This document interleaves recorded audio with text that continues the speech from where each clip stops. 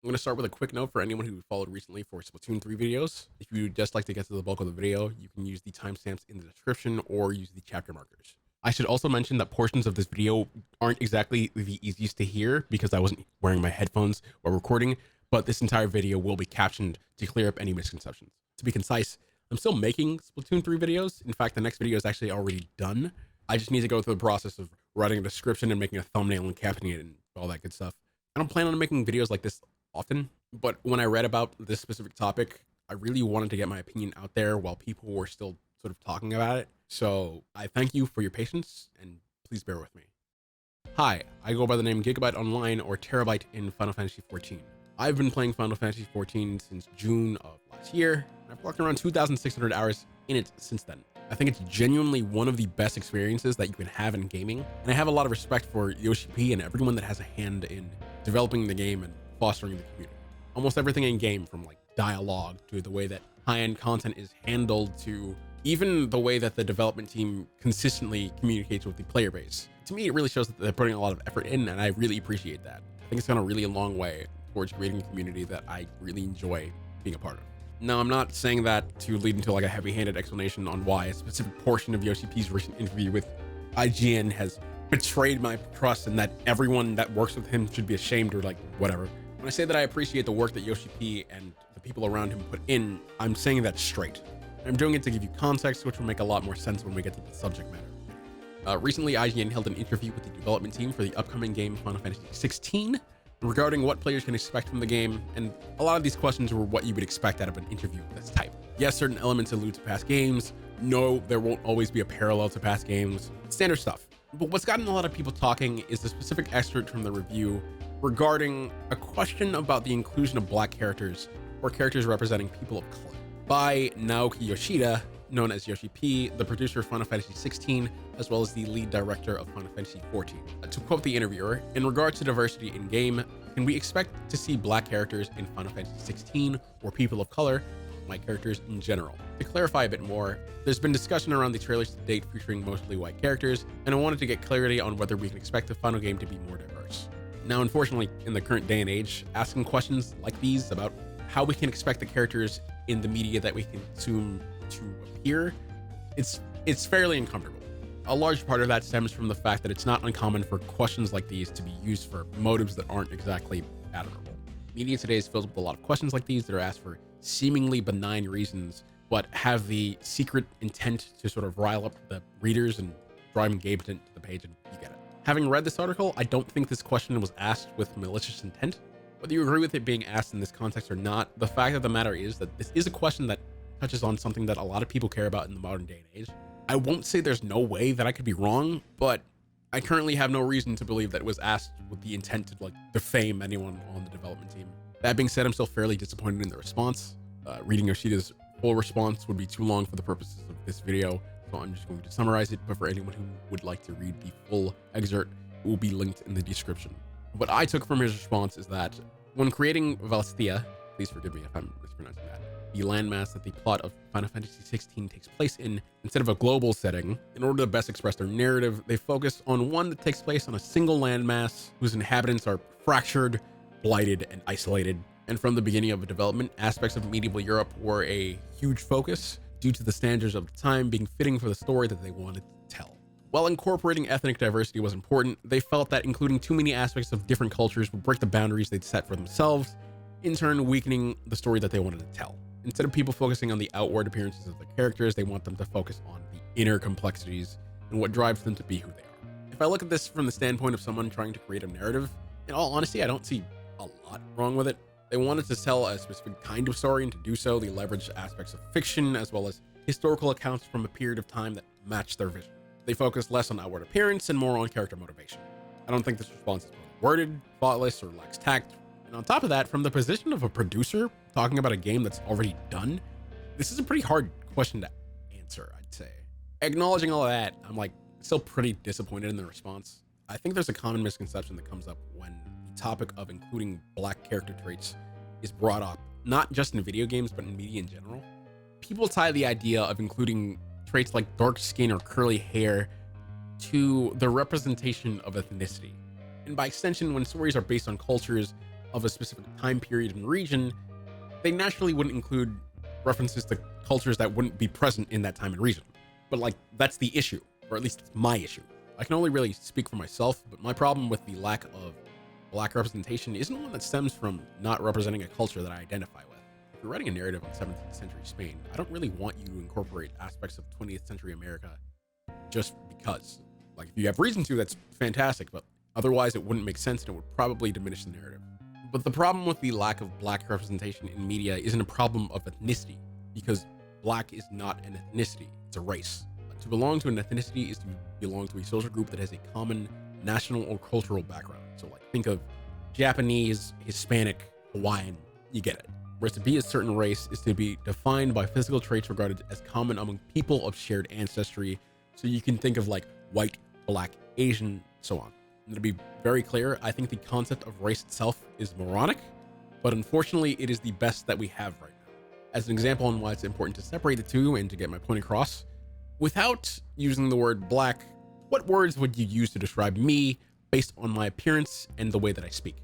If this video reaches more people than I'm expecting it to, especially if it reaches people who reside in the same country as I do, I would expect a lot of you to use the phrase African American. And if you did, you'd be wrong. I'm Black, but I'm not African American. I'm like entirely Hispanic. The majority of my relatives on both sides of the family for like the last 2 to 3 generations were born in Spanish-speaking countries in the Caribbean. I was born in the US, but most of my family doesn't even like live here. Anyone familiar with the Caribbean cultures? That really isn't a surprising statement. Someone can have dark skin like mine or curly hair like mine and not be considered Black, but because of my specific combination of traits, I fall into that category. But if you're not from a part of the world where knowledge like this is common and well understood, it can be pretty hard to grasp. This is a concept that I struggled with a lot when I was younger, and like, I'm Black, so I understand where people were coming from when they get things confused, but it's still upsetting. In the US, Black and African American are used interchangeably. People expect me to identify with certain things and act in a specific way because I look like people who come from a specific place in their minds. And I get shit from both sides of the aisle for it. In my country, a lot of non-Black people discriminate against me because of the color of my skin, obviously. But a lot of Black people discriminate against me because I sound white. I like can't win. People expect me to exhibit certain social traits because of my physical traits, just like how in media, people expect characters to exhibit certain social traits because of their physical traits. But both of these expectations are wrong because physical traits do not account for culture. You want to get like really specific about it? Yes, Black people share a common ancestor, but that doesn't mean that they themselves come from a specific place or act a specific way. In all likelihood, they don't even take from the same culture.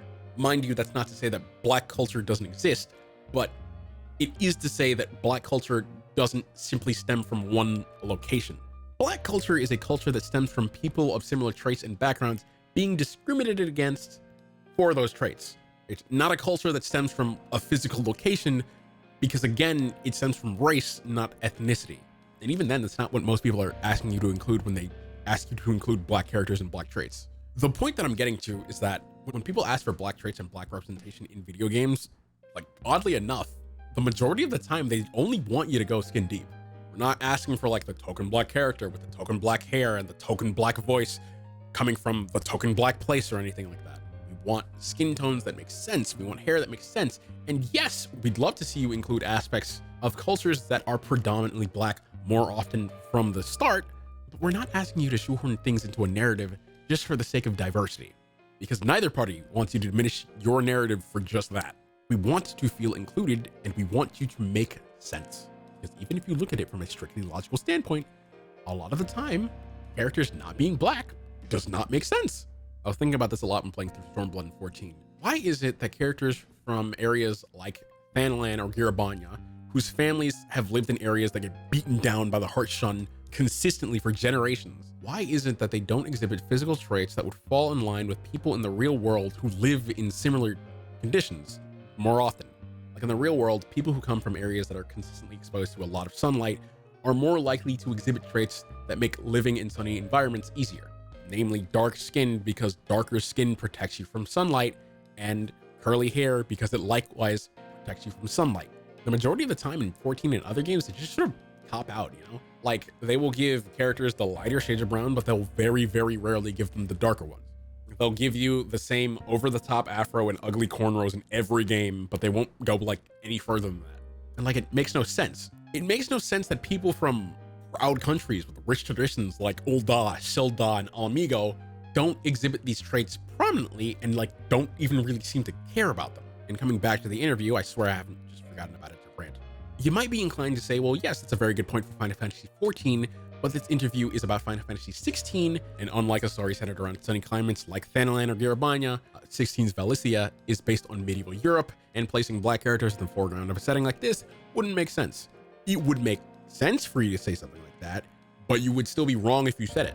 Because like, even if that's the case, black people were not uncommon in medieval Europe. It takes like 2 seconds to look this up. There were merchants, captains, knights. Like, yes, obviously, people that exhibit traits that signify that their genetic background stems from places that receive high amounts of sunlight would be less common in cultures that reside in areas with less sun. But like, newsflash, I'm about to blow your mind. Wait until about noon, walk outside to an open area, and this is the crazy part. Look up, 9 times out of 10, the sun's there. 1/5 of the Earth's landmass is desert. And yes, Europe doesn't necessarily have a true desert, but like, it's surrounded by places that do. Also, that doesn't even account for all the other environments that get a lot of sunlight. And there are just a ton of places on Earth that are receiving a lot of sunlight every single day. And logically, if a lot of the planet is receiving tons of sunlight constantly, then a lot of places should be filled with people that look like they come from places that get a lot of sunlight constantly, but they just don't in media. They don't because instead of black traits, physical traits being tied to areas where they'd likely appear, or just like being common, because, you know, they're pretty damn common, they're tied to the idea that black traits come from black culture and black places. And that doesn't fit the narrative that I'm writing, and it isn't referenced in the historical text that I'm using, so I'm just not going to include it. The question, why should more characters be black, is asked commonly. But the correct question to be asking is, why shouldn't more characters be black? If they're this common and this prevalent, why are they not appearing more in media? Instead of being what they should be, you know, standard common as dirt for both characters and in-game customization, in the same way that brown and blonde and white hair is, not gray hair, white hair, black traits are commonly an afterthought, or seen as like an addition instead of part of the fundamental aspects of character building. When artists learn to shade skin, they'll blend together lighter skin tones beautifully, but the thought of blending darker skin tones like never even occurs to them. I've seen artists who can draw black skin really, really well, but they'll refrain from drawing black characters because they don't understand how to draw up curly hair. If you're going to create a person, a living being from nothing, taking the time to figure out their height, weight, build, stance, place of living, interest, so on and so forth, why are such common traits treated as being foreign? Why is portraying some genetic traits seen as more important than portraying others? Just like black people are erased from history, they're erased from media. Not actively, most of the time. The majority of the time, I don't even think it's done consciously or maliciously, but it still happens, just done passively. We aren't included because we're considered different or additional, when in reality, we've been here the entire time. We're everywhere, but in the media, a lot of the time we're nowhere, and it doesn't make sense. I may not be getting my point across as eloquently as I'd like to because it's currently 3 a.m. and I've been typing for like 2 hours. In fact, if you look at the clock there, it's actually 6:40. If I've been rambling, I ask that you forgive me, but to close this video off, I would like to end on a specific line from the interview. It can be challenging to assign distinctive ethnicities to either antagonist or protagonist without triggering audience preconceptions. I agree. I think that from the standpoint of a developer or an artist in general, having your audience misinterpret your work due to preconceptions around a character's background can be a nightmare to deal with, and it happens pretty frequently. But I don't think that the correct answer is to shy away from it. I think that the way that you deal with those misconceptions is by making characters with those traits appear in those roles so often that their appearance is an afterthought. I've talked primarily about the logic of including black characters, so let's end on the ethics. I'm tired of a black character appearing in a video game being a noteworthy thing. I'm tired of being really excited when I have more than 2 options to pick from for curly hair. I'm especially tired when the 2 options that I'm stuck with are the same pompous afro and ugly cornrows that are in like every game, and I really wish I didn't constantly think about the fact that I have not played a single game that lets me adjust the color of my top lip and the color of my bottom lip separately. Why is it that things that are mundane in my life and in the lives of so many others Not just black people, but like natives, redheads, people with albinism or like vitiligo, and past physical appearance to gender and sexuality, past that even to neurodivergence. You really think that some of those medieval squires weren't like autistic as fuck? Why is it that our normal cannot simply be normal? We are everywhere, yet in media we see ourselves nowhere. We can trace light rays in real time, but we can't figure out how to handle different colored patches of skin. We can accurately mimic what audio sources would sound like if they came from any point in three-dimensional space, but we can't remember to add a specific hair color or a specific hair type every time. I want black characters to become so common that they become mundane. I don't just want black heroes. I want black villains, whether I can empathize with them or not. I want black secondary characters, black tertiary characters, black NPCs, biracial families, black students, black leaders, teachers, workers, traitors, scoundrels. I want black everything. Not because I want things to become predominantly black, or because I want everything to look like me, or because black traits are better or some dumb shit like that. I want black traits along with everything that I mentioned previously, native traits, red hair, albinism, vitiligo, anything to do with LGBTQIA community, neurodivergency, going even further, disabilities. Needing to wear glasses is pretty common in media, so is being blind. Why not being deaf or being mute? Why not missing a limb, whether that be partially or like entirely? What about just being like fucking old? I want all of those things to become common because they are common. I want them to be normal, mundane. Yes, it's about inclusion, but it's not about diversity. And it's not even really about culture. It's about normalcy. These are facets of the human condition. These are traits that appear anywhere and everywhere, no matter where you look or in what time or what region. They may appear in different ratios, they may be suppressed, but they're always there. And the reason people get pissed off when statements like these are made, as well as why people tend to focus on the inclusion of black character traits, is because if a group of people as large and encompassing as black people still aren't considered normal, like fuck? What hope is there for everyone else? Including black characters, among other things, should not be thought of as being about ethnic diversity. It shouldn't be an addition, it should just be normal. It should be the standard. To end, I would just like to stress that it was not outright stated that there was not going to be any black characters in Final Fantasy 16. In fact, I would be flabbergasted if there isn't like at least one. But I didn't make this video because of the ratio of black characters that would appear in the game, or because there may not be any in the main cast. I made it because I get pissed off whenever ethnicity is brought up in relation to including black traits in gaming, especially as an excuse to not treat them as standard. I think a lot of people will look at this specific portion of the interview and assume the absolute worst. But even though I'm less than fond of Yoshida's response, I don't think that he would not look at any criticism that he gets earnestly. Like, if this video ever reaches him somehow, I wouldn't be that surprised if he took the words of someone like me, someone with really not that big of a following or influence to heart. I think he genuinely cares. This is just sort of a rare L. I'm still going to be playing like Final Fantasy 14, and I'm still really excited for Final Fantasy 16, but like I hope in the future black characters and black traits will just be considered normal. They won't be considered black traits and black characters, they'll just be considered traits and characters.